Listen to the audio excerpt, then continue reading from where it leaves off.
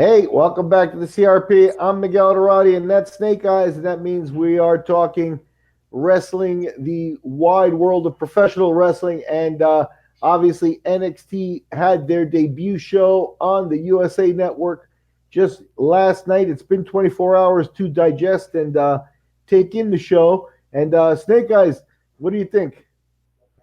I really dug that opening with Triple H where he kind of looked dead in the camera and said, this is what we're all about," and kind of pulled back the curtain, see the crowd, from the wrestler's point of view. I thought that was a pretty cool way to open up the show. Definitely is not very WWE-ish pulling back the curtain like that. But overall, yeah, I liked it. I mean, it was a pretty good kickoff show. I mean, they kind of had to come out with a bang, so to say. I mean, they got 2 weeks to build up their fan base before AEW debuts, so we'll see. But I mean, the show did draw 1.1 million viewers, so I guess that's technically the number AEW now has to aim for is 1.1 million.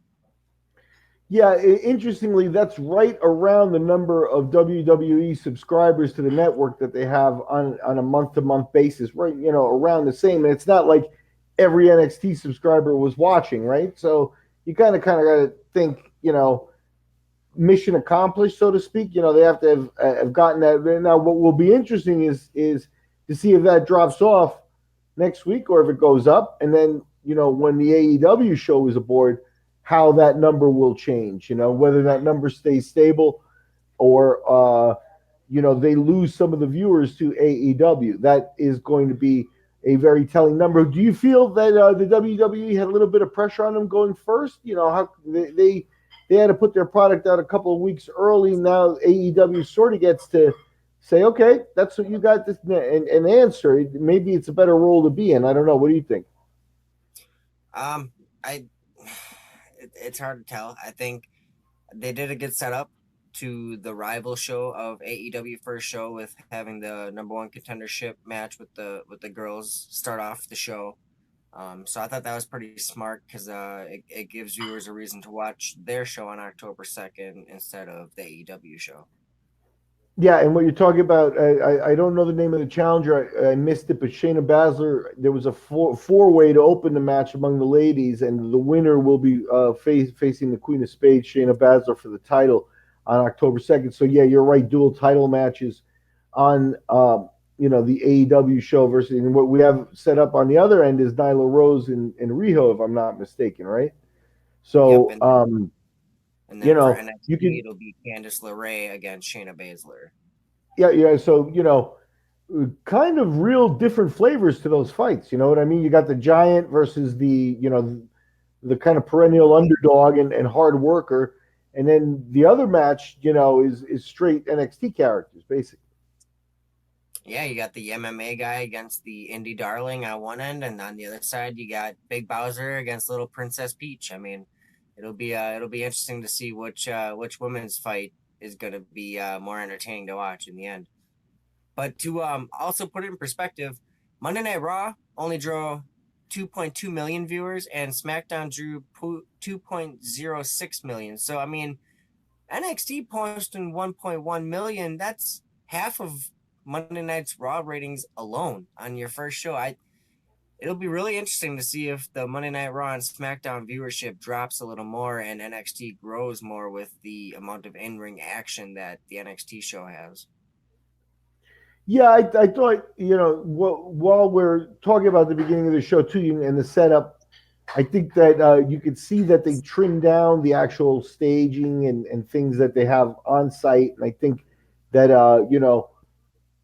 perhaps there's going to be more crowd contact or more crowd. They can obviously manage the entire situation in that development stage, area. So we'll see, if they limit themselves or they have limitations, or if they really are, out of the box with some of that stuff, because that could potentially have a lot to do with what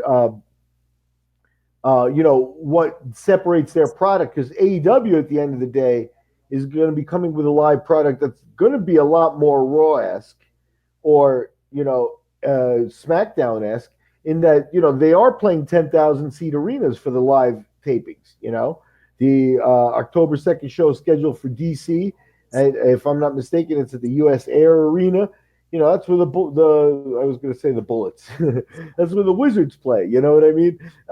So it will be a different feel, and NXT kind of took over that house show kind of thing. So we'll see. It's gonna be fun. Take us through the rest of the card. They went out, you know, they went in and had Velveteen Dream in the first half of the show, and you can really never go wrong with that guy. Truth. But I don't want to skip over. Granted, it was only a 10-second match, but Sean Maluda and Cameron Grimes. Cameron Grimes used to be Trevor Lee from Impact Wrestling. Um, was one move and done. So that's But got to mention it because it did make TV. It did make Cameron Grimes look like he's a crazy cowboy. So maybe this is their response to Adam Page. Who knows? But then yes, we had Velveteen Dream defending his North American Championship against Roderick Strong of the Undisputed Era. This match actually, I've been a fan of Velveteen Dream since I seen him work at the NXT Chicago Takeover a few years back.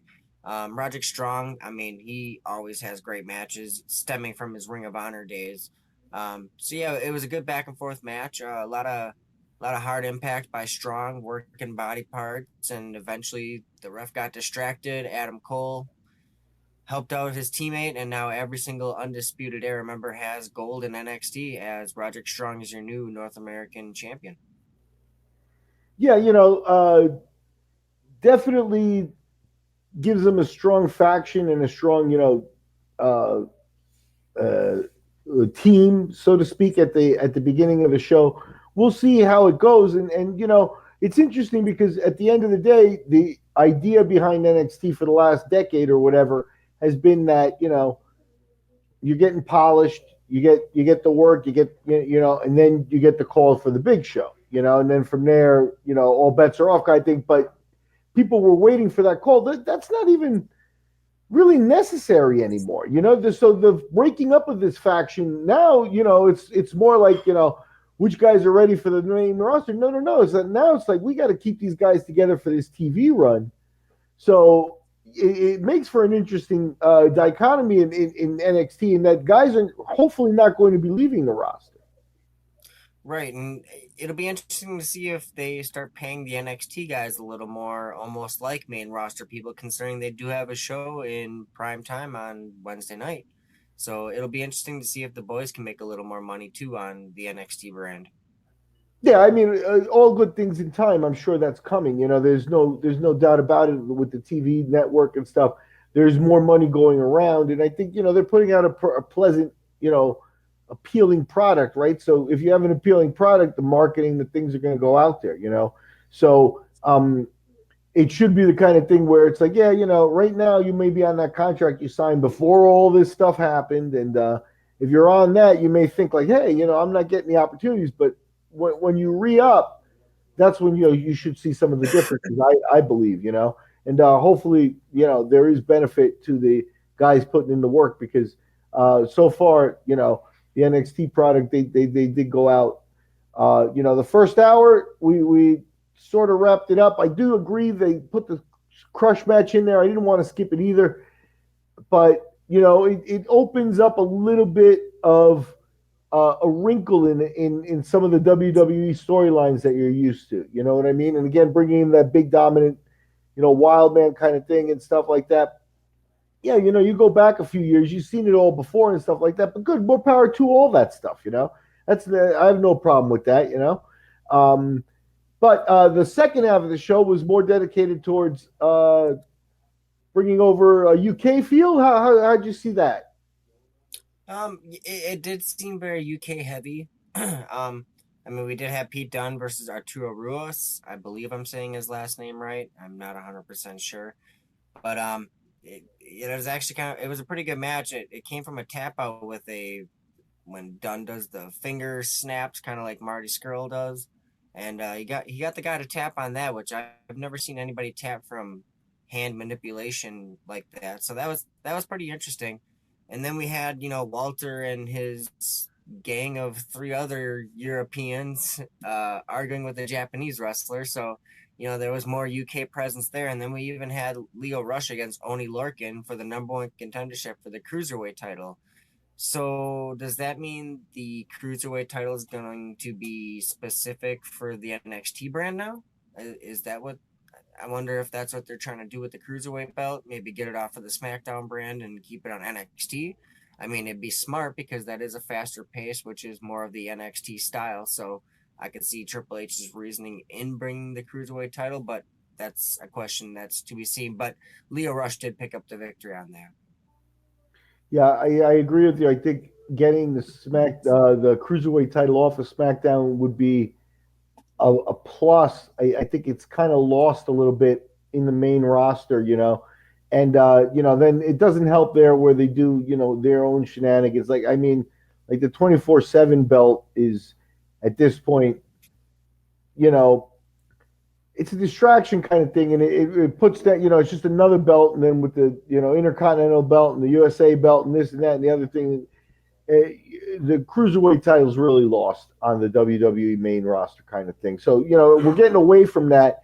Yeah, I think giving that title its proper spot in NXT where it's respected and pursued in competition would be excellent. Now, and Walter, I think the fact is the Walter character I think works on both sides of the pond kind of thing. You know, the big kind of roughhouse kind of guy. Like I don't know if it's Georgie Animal Steel he's channeling or more of a different type of old school guy, but he definitely has that old school feel. Yeah, he's definitely got that raw, almost a George the Animal Steel with a little bit of Andre the Giant, sprinkle in a little Bam Bam Bigelow in there, just for good measure. That's how I see Walter. He's very dangerous. He's a striker. He's menacing to look at. He looks like he's chiseled from stone. I mean, the guy is rock solid. I would not be surprised if in a year he's either on Raw or SmackDown. Yeah, that was going to be one of the questions I asked you. Do you still think that we're going to see guys, in order to really blow up, have to go to Raw and SmackDown? Well, from my understanding, they're going to try to keep the NXT stuff at Full Sail live. So it's always going to be more of that smaller crowd. So I guess the end game still would try to be to get on Raw or SmackDown, I would assume, because of the extra ticket sales. And I'm sure you get a percentage of that. And it's kind of funny. I was going to say merch sales, but Luke Harper on Instagram just posted that 150 NXT wrestlers just got their first t-shirt last night, and he's been working for the WWE for 7 years, and he's never had a Luke Harper t-shirt made for him yet. So yeah, I guess I can't really say much about the merch thing because they're already got merch in NXT. Yeah, yeah, and that's the thing is it's you hope that comes along for everybody and everybody gets their piece of the pie. But when you get like a Luke Harper story, here's a guy who's a veteran. It's like if you had a shirt on the wall at every show, you know he'd get a check even if it was $100, $1,000 at the end of the month. Compared to Cena's 100,000 or whatever. But still, but the fact is they can crush and say no, we're not even going to do one. Right, right, and I guess that's one of the bigger downfalls of being on the main roster. I mean, I don't even know half the people that have their own T-shirt on the NXT shop right now. Granted, they are all pretty generic, so I'm gonna keep buying my shirts from Pro Wrestling Tees. Ryan Barkin, cheap promo. um, but anyway, yeah, it just kind of astounded me when I seen that Instagram post by Luke Harper. That kind of opened my eyes a little bit. Like, why doesn't every main roster wrestler have at least one T-shirt? I don't understand. Yeah, hey, they're making billions, right? So who am I to tell them what to do and stuff like that? But there's always guys that seem to fall through the cracks and feel like they're mistreated. And when people leave, you know, usually the buzz is like, they're the big company, but I'm glad I'm free, kind of thing. At the very least. So, this has a lot to do with it. But let's get back to it here. What is AEW facing with this NXT show? Because the way I see it, um, they debuted the women. They brought the cruiserweights back. with Walter, they definitely and firmly have a heavyweight. So they've given a few of the big aspects and stuff. Obviously they had the NXT title, North American title with the variant titles there with Velveteen Dream dropping the belt, the faction with the Undisputed Era. That's pretty wide range of storytelling. Like AEW right now, to what we have for the first show, they've got the women's title, so they're neck and neck there, and they put some storyline behind that, in terms of the battle royal, and in terms of the history of the matches between Riho and Nyla Rose, in that they've been in the ring a handful of times already. So they're even there. You want to call it even. When you talk about champions and stuff like that, you've got Jericho, but there's right now there isn't, like, NXT came out real crisp with a title change next, right? Because you can easily see Velveteen Dream back in the North American title picture, kind of quick, right? He didn't really lose a lot of hype from that loss, and he was the champion coming in. I don't know if we're going to have something that firm or definitive on the first AEW show, right? We're going to have Jericho styling, and I think he's in a three-way match, so he can't even lose his belt. Then you've got the fact that the AEW doesn't have any heavyweights, and now we're starting to, maybe see how NXT is going to approach this from them. What do you think? What do you think AEW is going to come? Obviously, the tag teams are a big deal, and we didn't really see that much in the way of tag teams from NXT. Correct me if I'm wrong. Right. Well, it, it kind of reminds me of early Attitude Era days, when what drew me as a young 10-year-old back then was the factions. I mean, we had the Ministry of Darkness, we had Degeneration X, we had DOA, we the Nation of Domination, we had the Heart Foundation. I mean, we had all these factions, right? And it always seemed like one faction would dominate and then one would attack it. And that was interesting as hell to me. So the fact that Undisputed Era has the NXT title, the North American title, and the tag title totally reminds me of that, because now we have the Imperial with Walter and his people. We have the Forgotten Sons. We have what's the other team? Undisputed. I'm talking. Well, yeah, we have the Undisputed Era as well. And then when you look at the DC show for AEW, we have an appearance from Mox, so he's obviously going to wrestle somebody. We have MJF against Brandon Cutler, which I'm assuming going to be the first match. It's got to be the first match on the show. Then we have Cody and Sammy G. We have the Elite and Y2J, and we're assuming LAX this whole time here. And then we have Nyla and Riho. So I mean, that alone's a pretty stacked show. I don't see that filling 2 hours of time, but NXT did a good job of firing the first shot. I think as long as they announce maybe an NXT title match on October 2nd, I think it'll be really interesting to see the ratings war between the two. Overall, give the NXT's opening show 1 to 5 stars. I would give it 4.5, but just because they put the squash match on there, which to me was a waste of 10 minutes of time between entrance and all that replay and everything else. So I'm gonna actually go for like a 4.2 out of 5. I mean, Okay. Still So high. It was still good grades. Still good grades. So, and you're going to be tuning in next week, obviously. They didn't completely drop the ball here the way they sometimes do on the big product. right, and I do have my DVR set for NXT and AEW already, so my DVR is going to get a workout on Wednesday nights when I'm at work making chicken wings. But when I get home, it's going to be wrestling and wings, baby. That's a good combination. And we are the CRP. We've been talking NXT's USA Network debut show with Snake Eyes.